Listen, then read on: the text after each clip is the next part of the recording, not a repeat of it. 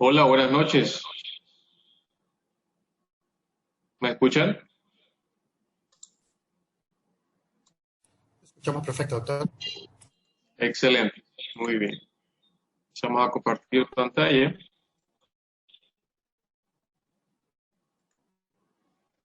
Muy buenas noches a todos los presentes y gracias por conectarse en esta sesión nueva dedicada a la salud. Les saluda el doctor Welco Lamarco desde Guayaquil, Ecuador, la perla del Pacífico. Les agradezco mucho a Max International y a todo su staff por haberme invitado a este nuevo espacio para poder compartir algo de los conocimientos en lo que respecta a salud general relacionado a diabetes mellitus y con este nuevo implemento que tenemos todos a la mano, como es la riboceína y el glutatión. ¿Sí? Este tema nos concierne a todos y cada uno de nosotros, debido a que la diabetes mellitus tiene una trascendental importancia, ya que cada vez vamos a ver en cifras reales, cómo afecta cada vez más a la población joven, adulta y adulta mayor. ¿Sí? Indicar que existen ciertas variables que son prevenibles y por ende las repercusiones clínicas por esta enfermedad también podrían ser evitadas si es que hacemos las cosas de manera correcta. Muy bien, empezamos con lo que sería el concepto de la enfermedad. Sabemos que existe un concepto clásico y muy básico en lo que tenemos como diabetes mellitus o hiperglicemia, es decir, los niveles altos de glucosa circulantes en la sangre de manera persistente o crónica. Es decir, tenemos esta azúcar alta, como lo denominan los pacientes, en realidad se denomina glucosa o glicemia, que se manifiesta en títulos altos de manera persistente y permanente en nuestros pacientes. Sé que los títulos a veces varían según la localidad o los laboratorios, pero suele ser menor a 100 lo ideal al día de hoy. ¿Sí? Entonces, nótese cómo ahora el concepto ha cambiado totalmente con respecto a lo anterior. Ahora sabemos que es un conjunto heterogéneo de síndromes de etiopatogenia multifactorial. Yo quiero que se queden con este concepto porque es una de las cosas más importantes para poder entender todo lo que sería la fisiopatología, es decir, cómo afecta a nuestro sistema fisiológico o normal, ¿sí? En todo lo que sería el funcionamiento correcto de los órganos y sistemas, y cómo este control va a ser afectado por toda la cadena que sobreviene a la hiperglucemia crónica, es decir, cómo se mantiene persistentemente alta esta azúcar en los pacientes. Sin embargo, recordad que existen otras alteraciones metabólicas, como alteraciones de lípidos y proteínas, y la problemática en general va a circular al déficit basal de insulina, que recordemos es la hormona que controla a esta glicemia alta, ¿sí? Y por sobre todas las cosas, las complicaciones, claro, que existen en esta enfermedad, tanto agudas como crónicas. Veamos algo de cifras. Epidemiología se dice que es la enfermedad endocrina más frecuente y constituye grandes causas de mortalidad y morbilidad en el mundo contemporáneo, al día de hoy, ¿sí? A nivel mundial, el número de personas con diabetes mellitus se ha cuadriplicado en las últimas 3 décadas y la diabetes mellitus es la novena causa principal de muerte al día de hoy a nivel global. Se dice que aproximadamente 1 de cada 10 adultos en todo el mundo ahora tiene la enfermedad diabetes mellitus y es el 90% los cuales tienen diabetes mellitus 2. ¿Sí? Ya vamos a ver cuál es su clasificación completa. Y por último, la Organización Mundial de la Salud, en su página web, que está a la disposición de todos, nos dice que el número de personas con diabetes aumentó de 108 millones en 1980 a 422 millones para el 2014. Quiere decir que al día de hoy esta cifra es mucho mayor. La diabetes mellitus, como sabemos, es causa importante de múltiples otras alteraciones en el cuerpo humano, causa de ceguera, insuficiencia renal, infarto agudo del miocardio, accidentes cerebrovasculares e incluso las amputaciones de miembros inferiores. Entre el 2000 y el 2016 se registraron un incremento del 5% en la mortalidad prematura por diabetes, sobre todo en el sexo masculino, y se estima que en el 2016 la diabetes fue causa directa de 1.6 millones de personas. Y ahora nótese así estas dos gráficas muy alarmantes, muy importantes. Del lado izquierdo tenemos lo que nos indica la Organización de Salud, y del lado derecho tenemos lo que nos indica la OMS, ambas alarmantes. Nótese cómo para el 2040 se estima que la prevalencia de la enfermedad va a estar pasado los 109 millones de personas, ¿sí? Y en el gasto público general, para el 2040, asimismo, se estiman que los gastos por todos estos pacientes sean de 446.000 millones de dólares, ¿sí? Y ahora, por otro lado, el lado derecho, la gráfica de color blanco, nos dice uno de los ítems más alarmantes para mí de toda esta información, que es que el 50% de toda la población que padece la enfermedad aún no lo sabe. Es decir, continúan con los malos hábitos alimenticios, sin el hábito de ejercitarse, ¿sí? Sin consumir alimentos nutritivos y más bien consumiendo comida chatarra, que son uno de los pilares principales para que se produzca la diabetes mellitus tipo 2. Entonces, por último, tenemos que cada año 3.8 millones de personas fallecen directamente por algo relacionado a la diabetes. Y esto es para el día de hoy. Cifras mundiales, asimismo, vamos a ver un poco de causas de muerte a nivel global para el 2019, de lo cual es este estudio. Nótese cómo en el literal número 9 ya está la diabetes mellitus presente como una de las primeras 10 causas de muerte a nivel global. Asimismo, vamos a ver algo de cifras de mi país, del Ecuador, cifras locales. Vemos cómo asimismo para el año 2019, la enfermedad número 1, si bien es cierto, se mantienen con las enfermedades isquémicas del corazón o cardiovasculares, pero nótese cómo en el literal número 2 ya aparece esta enfermedad conocida como la diabetes mellitus. Para los adultos de la edad productiva, entre 30 a 64 años, vemos que esta enfermedad también está prevalente en cuanto recordemos que estamos viendo cifras de mortalidad en el número 3, y mientras más avanzamos en edad, personas en este caso de 65 años o más, ya la diabetes mellitus ocupa el lugar número 2, solo precedida por las enfermedades cardiovasculares. Entonces vemos así cómo esto es de vital importancia conocer y prevenir. Vemos algo de fisiología, cómo no, para poder entender las repercusiones de esta enfermedad debemos saber cómo funciona el cuerpo en relación a la insulina y a la glucosa. Sabemos que el órgano principal que circula toda esta problemática es el órgano conocido como páncreas, ¿sí? Este mide fisiológicamente de 12 a 20 centímetros, tiene una consistencia blanda, aplanada y alargada. Su peso normal está estimado entre unos 80 a 100 gramos, y su localización habitual está en el retroperitoneo, delante de la lumbar, de la vértebra lumbar número 1 a la número 2, ¿sí? Y obviamente está por detrás, directamente por detrás del estómago. Está relacionado también con el conducto colédoco, esto vincula directamente a la glándula hepática, y asimismo tiene su conducto pancreático principal, conocido como Wilson. Este órgano tiene asimismo ya de lo más macro a lo más micro ciertas particularidades, ¿sí? Como por ejemplo los glóbulos pancreáticos. Estos glóbulos, que son ciertos segmentos del órgano, van a contener otros segmentos mucho más pequeños denominados como acinos pancreáticos, los cuales contienen ya células. Células se denominan de varias formas. Existen acinares, las cuales su función es de la síntesis y secreción del jugo pancreático, de las enzimas pancreáticas que van a ayudar a metabolizar todos los alimentos que ingerimos. Asimismo están las células centroacinares y las células ductales, las cuales están relacionadas a la correcta secreción de agua y bicarbonato. Asimismo sabemos que esta glándula tiene una doble función, una función endocrina y una función exócrina. Como para saber brevemente, sabemos que este jugo pancreático está regulado por varios elementos, ¿sí? Fisiológicos, como la secreción de varias hormonas, como la secretina, la colecistocinina, la gastrina, bombecina, neurotensina y óxido nítrico, y asimismo está regulada por una función neuronal, el sistema nervioso parasimpático, especialmente vinculado al nervio vago, y el sistema nervioso simpático. Hablemos algo de función exócrina. Está relacionado directamente con la secreción de agua, bicarbonato y electrolitos como sodio, potasio, calcio, magnesio, y ciertas enzimas digestivas, en este caso las proteolíticas, es decir, las que nos van a ayudar con la degradación de las proteínas y los aminoácidos, como el tripsinógeno, quimotripsinógeno, procarboxipeptidasas, prolastasas y las proproteasas.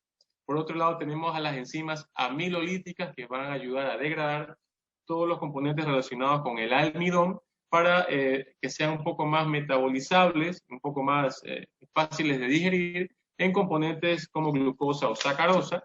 Tenemos asimismo las enzimas lipolíticas, que en este caso ayudan a degradar los lípidos, como lipasa, profosfolipasa A2 y la carboxilesterasa. Y por último tenemos así las enzimas nucleolíticas, que nos van a ayudar con la degradación de las ribonucleasas y las desoxirribonucleasas. ¿Sí? Ambas son enzimas del órgano conocido como páncreas. Por último, llegamos a la función endocrina, que es la que más nos involucra a este tema de la diabetes mellitus, conociendo así que existe aproximadamente en pacientes sanos 1 millón de islotes de Lergen, ¿sí? Estos son unas zonas específicas del páncreas, únicas y particulares de este órgano, las cuales tienen ciertos tipos de células, entre esas las células beta, las que se relacionan directamente con la secreción de la hormona que va a metabolizar a la glucosa, conocida como insulina, ¿sí? De esta función endocrina, el 75-80% de los componentes son células beta, el resto están en menor proporción. Sabemos asimismo que también tenemos las células alfa, las cuales secretan glucagón, y el glucagón es una hormona cuya función es la opuesta a la insulina. En este caso, va a aumentar la glucosa cuando detecta niveles bajos de esta, ¿no? Es decir, el glucagón va a ser proglicémico, es decir, va a aumentar la glicemia y la insulina va a contrarrestar esta función. Tenemos asimismo las células delta, las cuales secretan somatostatina, y este inhibe las hormonas de crecimiento a nivel hipoficiario, pero también inhibe la secreción de insulina y de glucagón. Por otro lado, tenemos a las células P, que secretan el polipéptido pancreático. Esta tiene una función reguladora. Básicamente va a controlar cuándo se secreta una y cuándo se secreta otra, hablando estrictamente insulina versus glucagón, ya que la función endocrina y exócrina va a estar regulada por varios componentes, como vimos anteriormente, pero funcionalmente vemos que el polipéptido pancreático hace esta función in situ, va a regular la secreción del uno y del otro. Sobre todo se encuentra elevado el polipéptido pancreático en pacientes que están en estado postprandial, es decir, que han comido sobre todo cantidades grandes de proteínas, o pacientes que se han ejercitado o tienen algún proceso de hipoglicemia, por lo cual en este caso su función reguladora va a aumentar los niveles de glucosa, liberando mayor cantidad de glucagón. Y por último tenemos a las células S, que contienen a la 5-hidroxitriptamina, las cuales están involucradas entre el apetito, estado de ánimo, estado del sueño, la digestión, entre otras, y se relacionan directamente con la serotonina. Así vemos un gráfico muy explicativo del órgano conocido como páncreas. Vamos a mejorar el puntero. ¿Sí? Esta es toda la extensión del órgano, cómo se relaciona, en este caso vemos a la vesícula biliar, hacia arriba veríamos a la glándula hepática y vemos su conducto pancreático principal.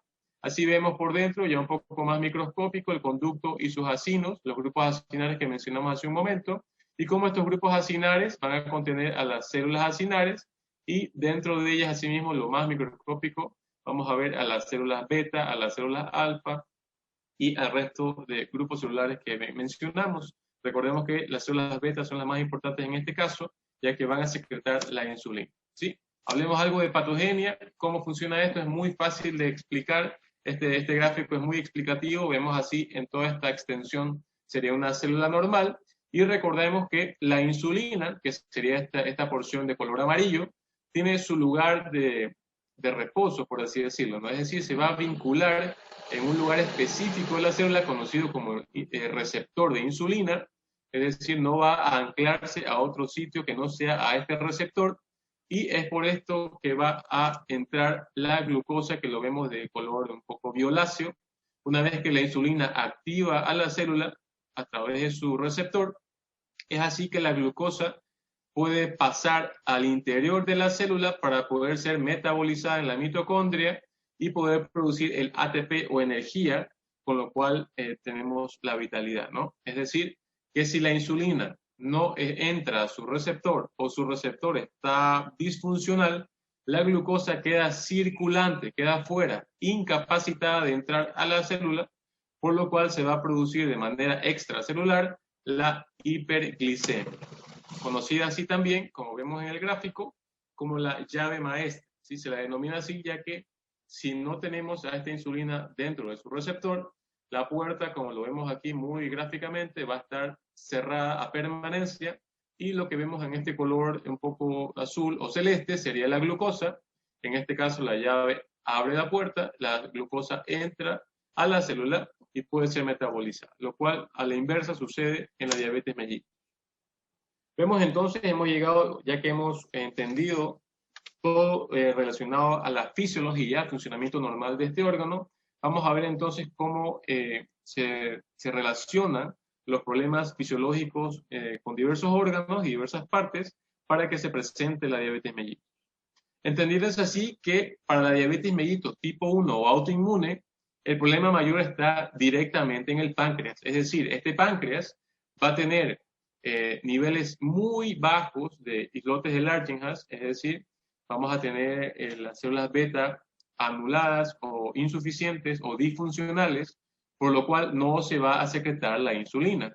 Sin embargo, por otro lado, los casos que más se ven en el medio, en el día actual, en el mundo en el que vivimos ahora, es la diabetes mellitus tipo 2. Y esto está directamente relacionado a lo que ingiere el paciente, a la ingesta excesiva de alimentos, sobre todo altos en grasas, altos en azúcares, y es así que el exceso de carbohidratos va a hacer que se empiece a secretar un exceso de insulina, ya que al haber mucho carbohidrato va a haber mucha glucosa circulante y el cuerpo, su finalidad es metabolizar cada una de estas moléculas de glucosa, por lo cual empieza a secretar grandes cantidades de insulina, pero eventualmente el cuerpo empieza a hacer una resistencia a la insulina, denominada así, principalmente a nivel periférico, que sería la primera parte de esta resistencia periférica, en la cual hay resistencia a la acción de la insulina, sobre todo en el músculo estriado,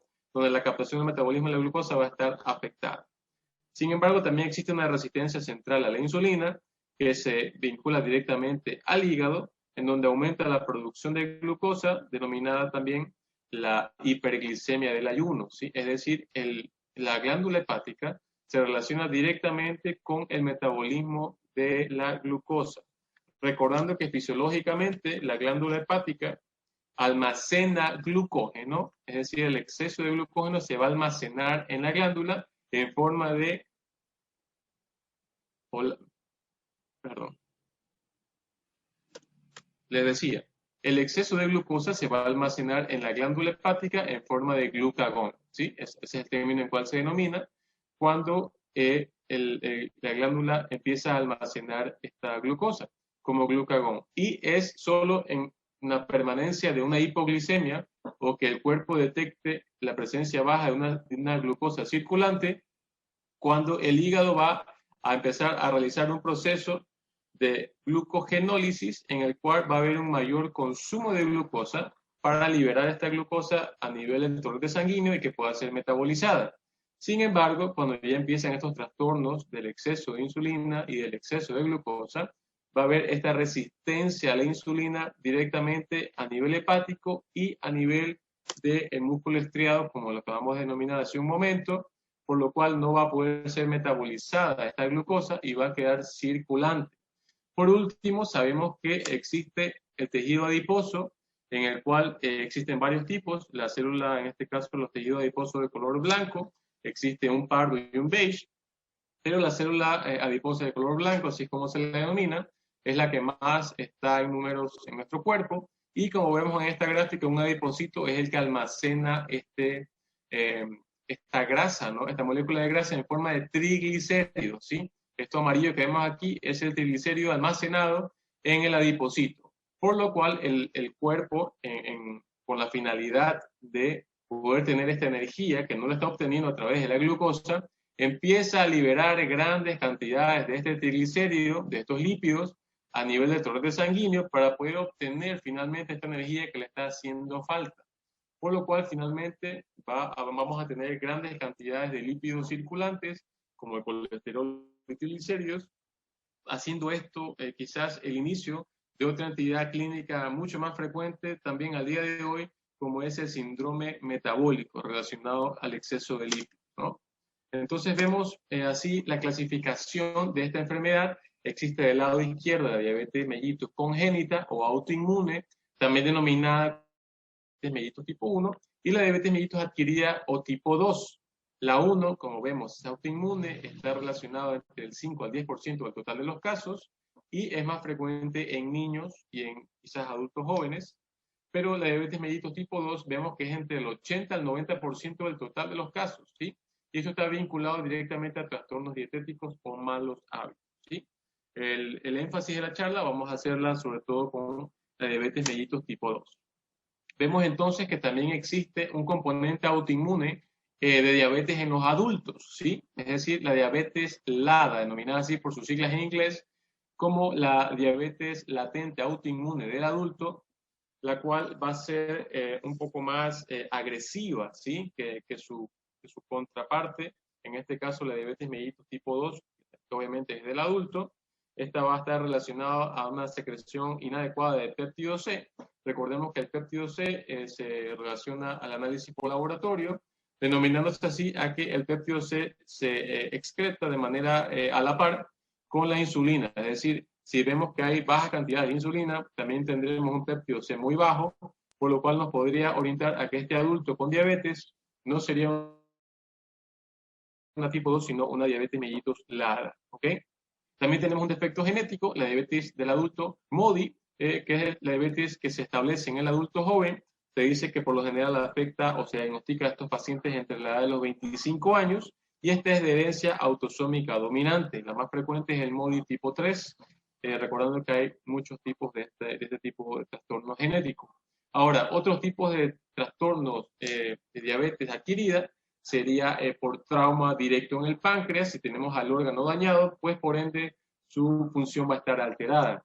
Otras enfermedades como la pancreatitis, que afectan directamente al órgano, cáncer o cirugía por una pancreatectomía, en la cual se va a extirpar quizás gran parte de este órgano por lo general por trauma o por cáncer, ¿sí? En el caso de que lo merite, por supuesto, haciendo obviamente insuficiente la cantidad de insulina que va a tener estos pacientes. Por otro lado, otro tipo de trastornos denominados como endocrinopatías, tenemos así a la acromegalia. Sabemos que esto es un trastorno pituitario en la cual la hormona de crecimiento va a estar circulante y funcional de manera persistente, haciendo los rasgos característicos de estos pacientes. Y por otro lado, también tenemos a los trastornos genéticos como el síndrome de Down. Tenemos así mismo que el hipertiroidismo se relaciona a diabetes mellitus, recordando que el hipertiroidismo es la disfuncionalidad entre la TSH y la T4 y T3, y el síndrome de Turner, otro trastorno genético que se relaciona a diabetes mellitus con su característica implantación baja de los oídos y la implantación alta con este pliegue muy característico de estos pacientes, también con un déficit de crecimiento. Y por último, el síndrome de Cushing, ya sea este por un trastorno adrenal de las glándulas adrenales, o ya sea iatrogénico por exceso de glucocorticoides, por ejemplo en pacientes con alguna enfermedad autoinmune o el asma también, se pueden presentar con esta fascia muy característica denominada como cara de luna llena, en donde siendo el paciente que está totalmente de frente ante la imagen, vemos que no es visible sus pabellones auriculares, ¿no? Y esto es clásico del paciente con el síndrome de Cushing. Y por otro lado tenemos el síndrome de Klinefelter, en lo cual vamos a tener clásicamente el XXY, con lo cual sus caracteres sexuales van a estar totalmente alterados. Es decir, todas estas enfermedades que hemos descrito acá se relacionan en uno o en otro momento, ya sea de manera temprana o tardía, a la diabetes mellitus. Por otro lado, tenemos la diabetes inducida por fármacos. Los más frecuentes son los glucocorticoides, la prednisona o los inhalatorios o los inyectables, las hormonas tiroides, las tiazidas, antihipertensivos, o a los agonistas beta-adrenérgicos como la dobutamina, que sería el B1, o a la terbutalina como el B2. Por otro lado, una clasificación totalmente independiente sería la diabetes mellitus pregestacional, es decir, pacientes diabéticas que se embarazan, o a la diabetes mellitus gestacional, que es cuando la paciente gestante inicia o debuta su embarazo con niveles altos de glicemia, por lo cual se denominaría gestacional, ¿no? Ahora vemos algo de sintomatología clásica de diabetes mellitus tipo 2. Encontramos así a las 4P. ¿Cuáles son estas 4P? La polidipsia, es decir, la cantidad excesiva de ingestión de agua por estos pacientes.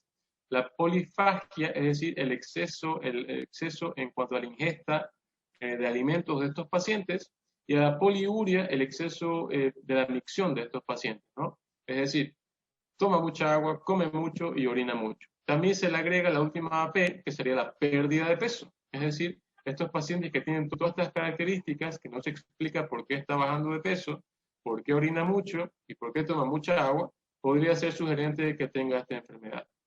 Por último, tenemos otras manifestaciones clínicas que tenemos en el color rojo, que sería la cetoacidosis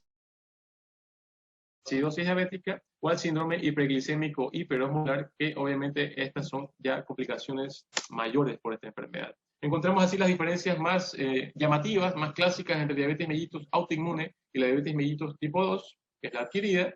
Por lo general, la autoinmune se detecta antes de los 40 años. Este paciente puede tranquilamente tener un peso adecuado o normal o tener bajo peso. Su inicio puede ser debutado con una complicación mayor como la cetoacidosis, que la veremos un poco más adelante. Su tratamiento es sí o sí solo con insulina. La tendencia a la cetosis está positiva. La herencia es con una predisposición genética importante. Autoinmunidad contra las células beta, por supuesto que las tienen. Al ser autoinmune es directamente relacionado a esto.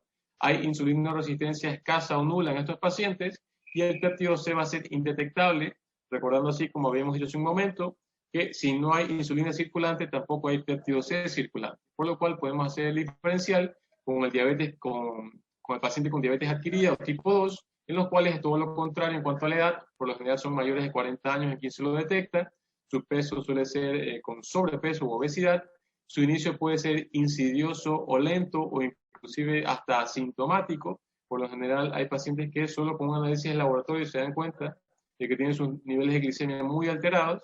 El tratamiento en estos pacientes suele ser variado entre dieta, ejercicios, antidiabéticos orales e inclusive insulina. La tendencia a la cetosis es muy escasa en estos pacientes. La herencia hay de un 50% si es que sus padres tienen enfermedad. La autoinmunidad contra células beta no la tienen, y la insulina resistencia sí que aparece en estos pacientes con un péptido C detectable, ya que el problema no es que no haya insulina, sino que hay una resistencia a la insulina y una secreción quizás inadecuada de la hormona.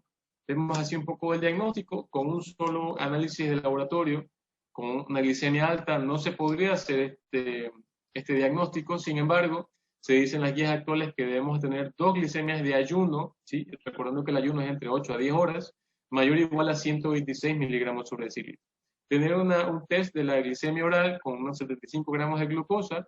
Esto es para medir la resistencia a la glucosa, por lo cual es dado al paciente un componente azucarado en el momento del examen. Y si esto está mayor o igual a 200, medido a las 2 horas en la postcarga, es decir, se toma su componente azucarado, 2 horas después se hace la medición, y si esta medición está mayor o igual a 200, se dice que tenemos un paciente diagnosticado con diabetes mellitus. Sabemos también que obviamente si hay un paciente con toda la sintomatología y tenemos una glicemia de ayuno mayor a 200, obviamente esto también sería muy llamativo para hacer un diagnóstico de inmediato. Y como no, si el paciente debuta con una cetoacidosis diabética o un síndrome hiperglicémico hiperosmolar, no tendríamos que esperar a hacer ningún tipo de análisis, porque esta complicación aguda de la enfermedad ya nos estaría dando el diagnóstico. Y por otro lado, si bien es cierto la hemoglobina glicosilada no es diagnóstica, pero sí nos sirve mucho para hacer el control metabólico de estos pacientes, y sería muy llamativo que un paciente tenga una hemoglobina glicosilada mayor a 6.5, con lo cual ya nos podría estar haciendo pensar que este paciente es diabético. Otros diagnósticos relacionados a la diabetes mellitus, por supuesto que existen. La resistencia a la insulina sería el escalón previo a tener la enfermedad como tal. Tenemos así la prueba de EOMA de laboratorio, en el cual si tenemos un paciente con 2.6 o más de esto, ya nos estaría haciendo pensar que este paciente ya tiene este problema de la resistencia a la insulina, es decir, sus tejidos están respondiendo mal a la hormona, a la insulina, por lo cual ya nos haría más o menos un poco el diagnóstico de este paciente, que es algo metabólico de base, y a la glicemia de ayuno alterada, que sería el paciente que tiene entre 100 a 125. Es decir, un paciente que, si bien es cierto, antes se decía que menor a 120 es el corte, ¿no?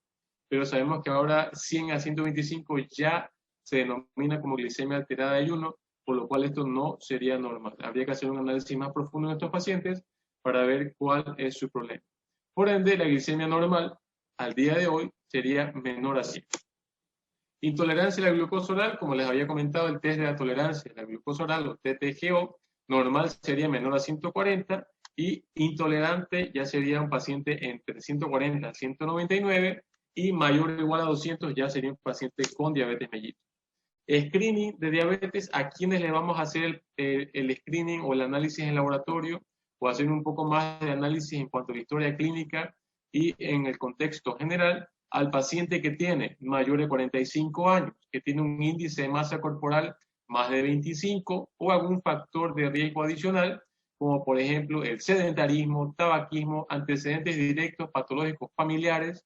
La raza está involucrada, se dice que los afroamericanos y los hispanoamericanos es más frecuente esta enfermedad, que haya tenido un diagnóstico previo de intolerancia a los hidratos de carbono o una glucosa alterada en ayunas, o por último una hemoglobina glicosilada mayor o igual a 5.7. Vemos entonces cómo la glucosa alterada ya nos hace pensar en que este paciente tiene un problema de base que está directamente relacionado con la hormona de la insulina. En cuanto a las mujeres, la historia de diabetes mellitus gestacional previa o fetos macrosómicos e inclusive el síndrome de ovario poliquístico nos hace pensar que posiblemente esta paciente sería candidata a tener estos tipos de trastornos. Los pacientes con hipertensión arterial, hiperlipidemia, ya sea por colesterol o triglicéridos, indicios clínicos de resistencia a la insulina, como la acantosis nigricans, los pliegues cutáneos oscuros, ¿sí? Este paciente que tiene quizás oscurecido el pliegue del cuello, de las axilas, ¿sí? O la entrepierna, se podría pensar que esto es un signo directo relacionado a la resistencia a la insulina, y por último tener algún tipo de enfermedad cardiovascular. Complicaciones, como vimos hace un momento, la más frecuente suele ser la hipoglicemia, es decir, los niveles muy bajos de glucosa circulante. Se dice que esto es menor o igual a 60 miligramos sobre decilitro de glucosa. Estas suelen ser leves, moderadas o inclusive grave, pudiendo producir la muerte del paciente si no es tratado a tiempo. Existe también la cetoacidosis diabética, en sus siglas como CAT, o el síndrome hiperglucémico hiperosmolar o SHH. Recordando que esto es más frecuente en diabetes autoinmune o tipo 1 o en pacientes que reciben tratamientos antidiabéticos orales como las sulfonilurias o el tratamiento insulínico. Ahora, ¿qué puede desencadenar algunas de estas complicaciones agudas? Es decir, complicaciones a corto plazo: omitir una comida, exceso de insulina o de antidiabéticos orales, el ejercicio intenso, sobre todo en pacientes con diabetes mellitus tipo 1, y en los pacientes con insuficiencia renal crónica. Recordar que la vida media de la insulina se alarga, es decir, tendríamos que analizar bien el contexto general del paciente para hacer una prescripción adecuada y manejar bien las dosis, ya que un paciente con insuficiencia renal no podría recibir la dosis completa que recibe un paciente que tiene una salud renal normal. Recordar mucho esto. Y cómo se caracteriza la cetoacidosis diabética: con dolor abdominal, náuseas, vómitos, deshidratación, el famoso aliento cetónico, un aliento glúcido o de manzana, se lo escriben los libros, la respiración de Kumaul, que es la respiración muy acelerada y pronunciada, la alteración de la conciencia, es decir, el paciente va a perder el estado de vigilia, y la glicemia, que por lo general está en 500 miligramos sobre decilitro. Sin embargo, el síndrome hiperglucémico hiperosmolar es distinto al anterior, ya que estos pacientes presentan hipotensión marcada, taquicardia, confusión, letargo e inclusive coma, ¿sí? La deshidratación va a ser mayor en estos pacientes, así y por igual la glicemia. Fíjense que en ellos tienen mayor o igual a 600, y la osmolaridad, que esto es un dato de laboratorio, va a estar mayor a 320 milimoles sobre el litro. Todas estas complicaciones agudas que les acabo de mencionar deben ser manejadas en un ámbito hospitalario, excepto que sea un paciente que tenga una hipoglicemia muy leve, que no tenga ningún tipo de alteración del sensorio, lo cual podría ser manejado en casa siempre y cuando su médico le haya dicho cómo proceder en estos casos, ¿sí? Sin embargo, las otras dos deben ser manejadas en un ámbito hospitalario sí o sí. Complicaciones crónicas. Ahora vemos las complicaciones a largo plazo de estos pacientes. Tenemos así la macroangiopatía. ¿Qué significa esto? Un daño del endotelio vascular generalizado, es decir, de todos los vasos sanguíneos del paciente, que van a iniciar con una arteriosclerosis. Es decir, va a estar este diámetro de la arteria disminuido.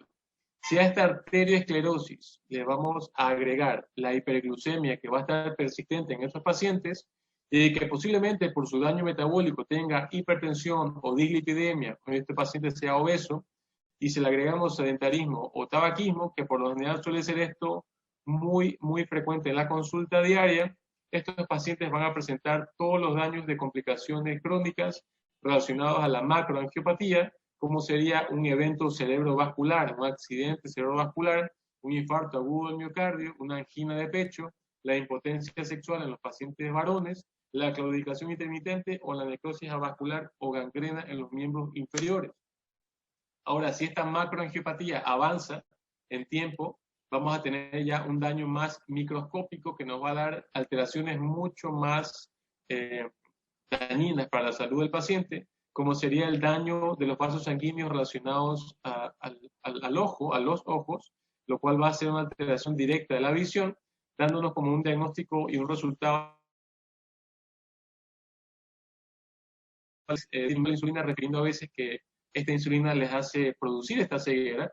Sin embargo, sabemos que es el descontrol de la enfermedad que produce la microangiopatía y por ende la retinopatía diabética, ¿sí? Entonces, podemos darle este dato directo a los pacientes como para que se comprenda que más bien la insulina va a ayudar a controlar, ¿sí?, metabólicamente los niveles de azúcar, de glicemia circulante, y más bien la ceguera va a estar relacionada directamente al daño microangiopático.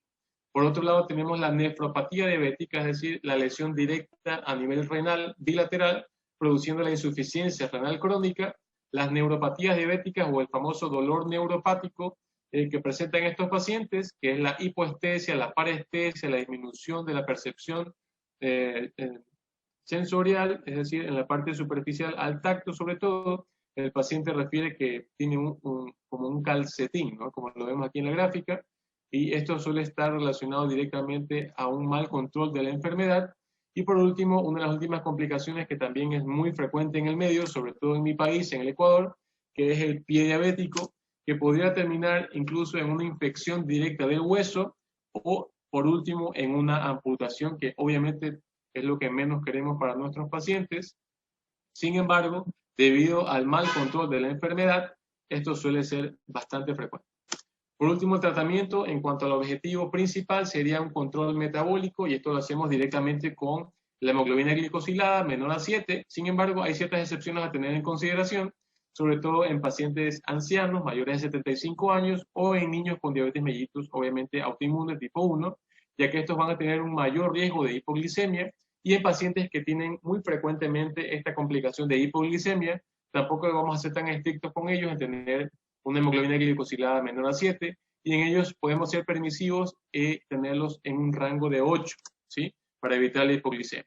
Objetivos secundarios: mantener un buen peso, entre 18 a 25, sabemos que es lo normal en el índice de masa corporal, mantener niveles adecuados de la presión arterial, el perfil lipídico, como vimos hace un momento, muy importante, triglicéridos menor a 150, el colesterol HDL o de lipoproteína de alta densidad, en los hombres mayor a 40 y en las mujeres mayor a 50, recordando que este es cardioprotector, y en cambio la lipoproteína de baja densidad, el colesterol, en este caso el LDL es todo lo contrario al anterior, este más bien es contrario a la salud cardiovascular y del endotelio en general, y esto debemos mantenerlo a un estricto control de que sea de menor a 100 siempre en estos pacientes.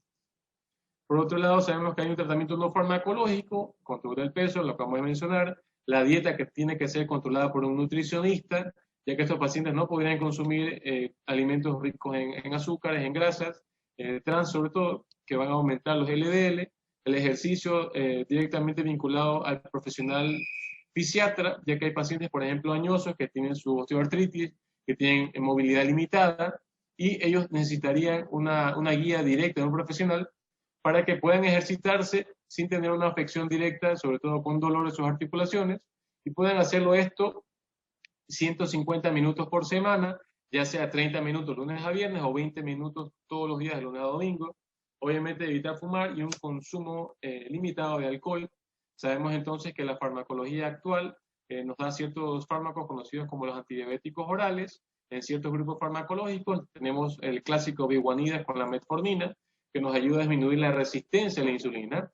Las sulfonilurias, otro grupo, el más conocido y el más antiguo de todos, tenemos así a la glibenclamida y a la glipizida. Sabemos que la glibenclamida de este grupo de sulfonilurias es el quien más nos hace de la recurrencia de la hipoglicemia, ¿sí? Por ende, si vamos a usar una sulfoniluria prescrita por el médico, sugiero que sea glipizida más no glibenclamida. Y por último tenemos al día de hoy el grupo denominado como el DPP4 o inhibidores de la dipeptidasa 4, los cuales son la citalgina, la vidalcriptina. ¿Qué sucede con esto? Que van a hacer una inhibición de la enzima DPP1, la cual va a aumentar el GLP1, que es el glucagon-like peptide, con lo cual vamos a tener un aumento de la producción de insulina por parte del páncreas, y obviamente esto le favorece mucho a los pacientes con diabetes tipo 2, ya que vamos a mejorar la biodisponibilidad de la insulina, y este último grupo se sabe que no hace trastornos hipoglicémicos. Contraindicaciones de estos fármacos antidiabéticos orales está la insuficiencia cardíaca, el daño hepático y la insuficiencia renal con una creatinina mayor o igual a 1.5, en los cuales se recomienda sí o sí el uso de insulina y no de antidiabéticos orales. Sabemos que hay un tratamiento no habitual quirúrgico, trasplante de páncreas completo, en estos pacientes en que no hemos conseguido por ningún medio haciendo un balance metabólico. Existe la opción quirúrgica en la cual se hace el trasplante del órgano. En mi país esto no es tan asequible ni tan frecuente, y también sabemos que existe un trasplante doble, es decir, el trasplante del páncreas y de los riñones. ¿Para qué? Para los pacientes sobre todo que tienen insuficiencia renal crónica asociada a diabetes, con lo cual vamos a proteger a estos riñones, en el caso que tenga la IRC, ya que el efecto de un nuevo páncreas va a hacer que esta insulina vaya a estar biodisponible. Sin embargo, recordar que todos estos pacientes que se someten a trasplante finalmente deben enfrentarse a un nuevo reto que sería la inmunosupresión. ¿Qué recomendaciones hacemos? Ahora, ¿cómo vamos a suplementarnos o por qué deberíamos suplementarnos con este antioxidante que nos ofrece Max International? Sabemos que al día de hoy nuestro mundo, como yo les explico a mis pacientes, es un mundo en rojo, es decir, un mundo que sabemos que está muy enfermo. Sabemos que el estrés laboral, las largas jornadas laborales de 8, 10, 12 horas en los médicos, 20, 25 horas o más. Sabemos que finalmente este estrés laboral va a hacer que vaya a generarse una hipercortisolemia, es decir, el cortisol muy elevado, con lo cual sabemos que se le denomina como a la hormona del estrés, ¿sí? El cortisol elevado. Con lo cual vamos a tener un mayor exceso de estrés oxidativo. Sabemos muy bien que hay contaminación ambiental en gran parte del planeta. Por otro lado, el agua contaminada de los ríos y los mares, y ciertas infecciones como está ahora en boca de todos el SARS-CoV-2, que provoca la enfermedad COVID-19. Sabemos que este virus nos desencadena una tormenta de citoquinas, las citoquinas siendo moléculas proinflamatorias que dejan secuelas en estos pacientes a corto y largo plazo. También tenemos al efecto de los rayos ultravioleta del sol, al humo del tabaco, ya sea por el paciente que lo consume o el que está al lado de él, el smog de los vehículos y por último la contaminación de los peces. En este estudio que se hizo en las orillas de California, se vio como resultado que un cuarto de todos los peces que se pudieron analizar tenían contenidos plásticos en su interior, y es este pez que se consume y obviamente llega este plástico al ser humano, es decir, más contaminación por todos los medios. Y por último vemos que este glutatión, esta molécula antioxidante que es propia del ser humano, está circulante al 100% hasta los 20 años. Y pasada la década de los 30 años vamos a tener un déficit cada 10 años de un 15% de esta producción de glutatión. Por ende, un paciente de 60 años va a tener un déficit basal de un 60% de la producción de esta molécula, y obviamente si a este paciente de 60 años le agregamos sobrepeso, hipertensión o diabetes, el déficit va a ser mayor, ya que este va a estar en consumo constante. Por otro lado, analizamos cuáles serían las funciones principales del glutatión relacionadas a la diabetes mellitus y cómo va a contrarrestar estos efectos. Vimos en las diapositivas anteriores que estos pacientes presentan fatiga crónica, refieren astenia, debilidad, falta de energía, y sabemos que la función principal, una de las funciones principales del glutatión, es la protección genética y del ADN, componente principal de la mitocondria, recordando que esta mitocondria es la organela dentro de las células que va a metabolizar a la glucosa para transformarla en ATP, es decir, en energía. Sabemos entonces que el glutatión aumenta los niveles de energía en estos pacientes, tengan o no diabetes, haciendo una protección directa de la mitocondria, haciendo asimismo que el ATP esté circulante siempre. La función antioxidante de la eliminación de radicales libres y el fortalecimiento del sistema inmunológico directamente relacionado con estos pacientes, ya que vimos que también estos pacientes son susceptibles a ciertas infecciones locales de la piel o ya sea de manera respiratoria, las neumonías, que es muy frecuente en nuestro medio. Asimismo, sabemos que al eliminar los radicales libres, reduce todos los efectos del estrés oxidativo en la célula, haciendo una protección celular completa, no solo de la célula, en este caso de los islotes de Langerhans y las células beta, sino a nivel general. Todas las células de nuestro cuerpo son protegidas con el efecto de glutatión, eliminando el estrés oxidativo producido por los radicales libres. Es un detoxificador exclusivo de la glándula hepática. Vimos cómo se relaciona esta glándula con la fisiopatología de la enfermedad. Sabemos que almacena glucosa a manera de glucógeno, y también vemos cómo esta enfermedad se relaciona a la obesidad y a la esteatosis hepática, es decir, al hígado graso. Entonces, haciendo una detoxificación completa y continua de la glándula hepática, vamos a promover que esta función metabólica sea continua y no vaya a tener mayor repercusión. Sabemos también que el glutatión hace un reciclaje de ciertos antioxidantes exógenos, como lo son la vitamina C o la vitamina E, y mejora el desempeño musculoesquelético, recordando que es el músculo estriado, el cual también va a receptar a esta glucosa, siendo parte de todo lo que es la fisiopatología de la enfermedad, recordando que esto también va a estar vinculado a la resistencia a la insulina en cuanto a los tejidos periféricos.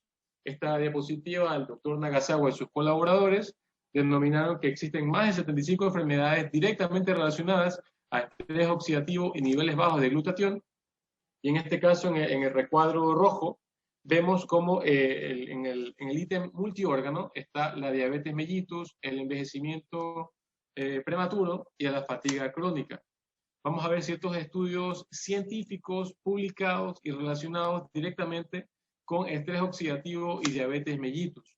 Vemos en el primer estudio que les traigo en esta noche, publicado al 2018, cuyo título es El metabolismo del glutatión en diabetes mellitus tipo 2 y su relación con complicaciones microvasculares e hiperglicemia, temas que hemos visto en toda esta charla.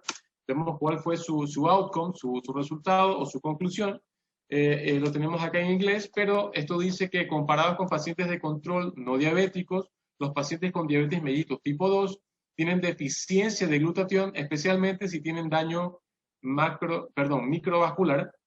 Esto es probablemente debido a la síntesis disminuida y a un consumo excesivo y irreversible por mecanismos no glicémicos, es decir, relacionados directamente al estrés oxidativo. Segundo estudio, vemos la síntesis de glutatión disminuida en pacientes con diabetes mellitus mal controlada y cómo esta síntesis es restituida con suplementación de cisteína y glicina, recordando que el glutatión es una molécula tripartita. De manera esquemática se las traigo acá en una forma piramidal de cisteína, ácido glutámico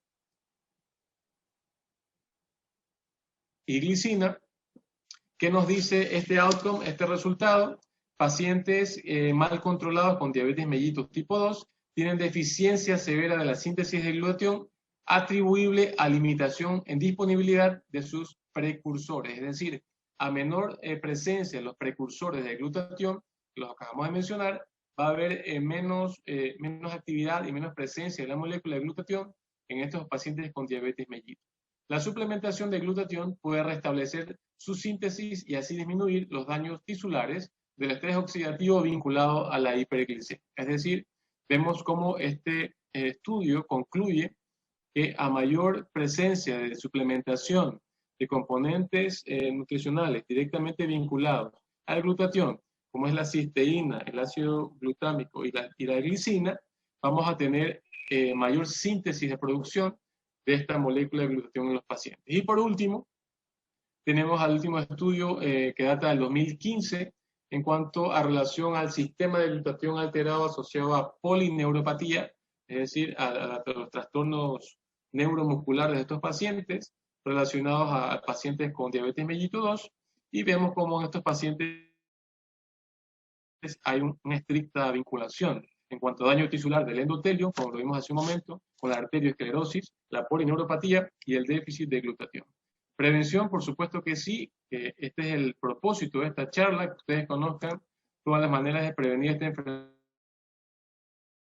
que es totalmente devastadora para el planeta en general. Sabemos que el 14 de noviembre es el Día Mundial de la Diabetes y debemos actuar de manera global en cada uno de nuestros medios posibles para informar a los pacientes de que existe esta nueva forma de controlar su enfermedad, sobre todo en pacientes con diabetes mellitus 2. Recordamos que el autocontrol glicémico en ellos es estrictamente necesario, sobre todo al acostarse, tras las comidas, tras hacer un ejercicio o antes de hacerlo, y actividades de riesgo, como por ejemplo conducir un vehículo. Obviamente en estos pacientes, si presentan una hipoglicemia abrupta o severa, va a producir un accidente mayor. Por último, sabemos así que los pacientes con diabetes mellitus tipo 2 deben ser controlados continuamente por el médico de cabecera, con este método conocido como la hemoglobina glicosilada, un balance dietético adecuado, un bajo consumo de sal, rutina de ejercicios, evitar el sobrepeso y un control metabólico general con análisis de triglicéridos, colesterol, glicemia, electrolitos y creatinina. Sabemos que estos pacientes con diabetes mellitus necesitan un control capilar regular exclusivamente cuando usan sulfonilurias, recordemos así que estaba la glibenclamida, o si usan insulina. Y cómo no, para pacientes sanos, pacientes que desean conservarse sanos y preservar su salud, el control al médico de manera anual, si es que son totalmente sanos y no tienen ningún tipo de problema, es lo más adecuado. Tener un buen balance nutricional, hacer ejercicios rutinarios, ya vemos acá cuál es la recomendación, 150 minutos por semana, controlar el peso y, cómo no, la suplementación con el glutatión para proteger estas células que producen a la insulina, que vimos que estaban directamente en el páncreas. Recordar este dato, que fue una de las primeras diapositivas que vimos, que 1 de cada 10 pacientes en todo el mundo tienen diabetes mellitus y el 90% de ellos son diabetes mellitus tipo 2, es decir, relacionados a malos hábitos dietéticos y al consumo inadecuado de nutrientes que no son nada favorables para la salud. Concluimos con que la diabetes mellitus es una enfermedad multifactorial, por ende su manejo es multidisciplinario. La diabetes mellitus es una enfermedad en auge y forma parte de las 10 primeras causas de muerte a nivel mundial, y en mi país, el Ecuador, los costos anuales por esta enfermedad son descomunales. Vimos que al 2040 se estima gastar $446.000 en los Estados Unidos de Norteamérica. Sabemos así que está directamente relacionada al sobrepeso y obesidad, denominada como la pandemia del siglo XXI por la OMS al 2004. La diabetes mellitus tipo 2 es altamente prevenible, como vimos en todas sus variables, y el rol que cumple el glutatión frente a esta enfermedad es clave en relación a cómo proteger a las células del estrés oxidativo y los radicales libres, sobre todo en las partes que se ven más vinculadas a su fisiopatología, como lo son los islotes del Langerhans, el tejido muscular, el hepatocito, glomérulo y mitocondria. Así tenemos por último una frase para todos los asistentes: el coraje no es tener la fuerza para seguir adelante, es seguir adelante cuando no tiene fuerzas. También le damos este mensaje a los pacientes que padecen de la enfermedad y que quizás no han tenido un manejo adecuado al día de hoy, pero les ponemos sobre la palestra todos los componentes que provee Max International a través de la riboceína y el glutatión. Muchas gracias a todos.